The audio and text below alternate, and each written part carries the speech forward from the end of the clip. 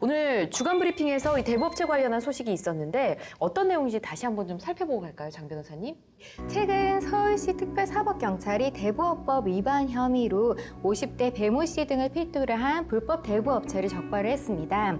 그런데 놀랍게도 이 대부업체에서는요, 최대 연 2,300%가 넘는 살인적인 이유를 적용해서 폭리를 취하고 있었는데요.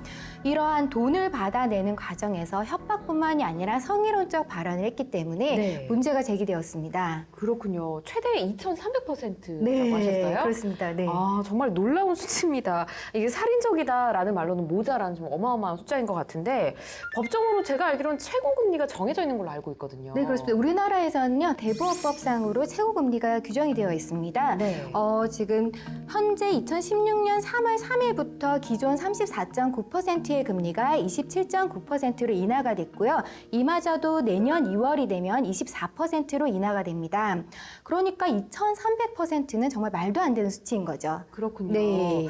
그럼 법정 기준금리 이상으로 이 고금리를 받게 되면 당연히 불법으로 봐야 되는 거죠? 네, 그렇습니다.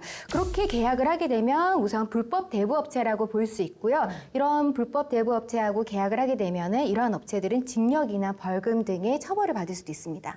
이런 불법 대부업체의 피해를 보거나 발견했을 때 좀 대처할 수 있는 방법이 없을까요, 서 변호사님? 네, 우선 그 대부업체가 합법적으로 등록된 대부업체인지를 조회하시는 것이 중요합니다. 눈물그만이나 한국대부금융업법 홈페이지에서 조회를 하실 수 있습니다.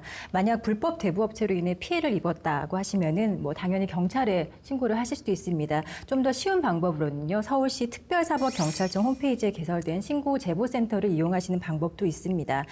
특사경에서는 불법행위 신고 포상금 제도도 운영을 하고 있으니까요. 네. 내가 피해를 입지 않았더라도 주변에서 그 불법 대부업체를 보셨으면은 적극적으로 신고할 수 있는 방안이 마련돼 있습니다. 네, 잘 알겠습니다.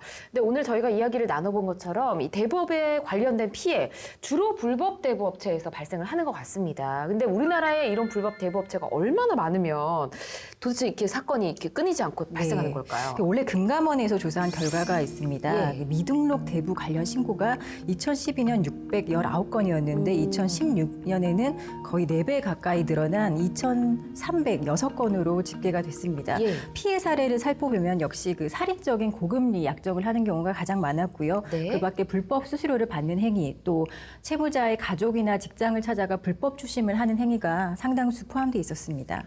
그렇군요. 근데 이 불법 대부업체의 피해 사례가 많아지는 게 SNS나 인터넷의 영향도 적지 않다. 이런 얘기가 네, 있더라고요. 네. 인터넷을 하시다 보면은 그 대부업체 광고 아주 쉽게 접하실 수 있을 그렇죠, 겁니다. 그렇죠. 예.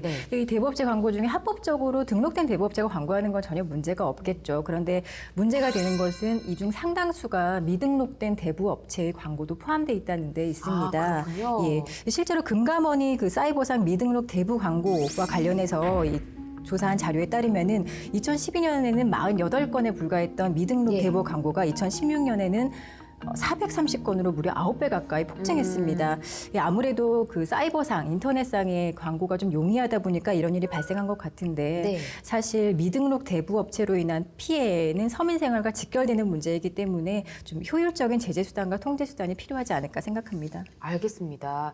자, 그렇다면 서 변호사님, 현재 네. 합법적으로 이 대부업을 이용하고 있긴 하지만 고금리에 힘들어하시는 분들이 굉장히 많거든요. 이런 분들에게 도움이 될 만한 팁 같은 게 혹시 있을까요? 네, 아까 장 변호사님께서 살짝 언급해 주셨죠. 내년 2월부터 법정 최고금리가 24%로 하향 조정됩니다. 예. 물론 기존의 계약까지는 소급되지는 않지만요. 아주 방법이 없는 건 아닙니다. 그렇군요. 뭐 어떤 방법을 취하면 금리를 좀 낮출 수 있을까요? 예, 일단 기존의 24%를 초과하는 대출을 받은 계약자분들이라면 내년 2월 이후에 재계약을 하시거나요. 만기나 대환 연장 등의 방법을 고려하실 수 있습니다. 하지만 가장 좋은 방법은 그 거래하시고 계시는 대출 업체에 문의를 하셔서 어떻게 하면 최저금리를 적용받을 수 있으신지 확인해 보시는 게 중요할 것 같습니다.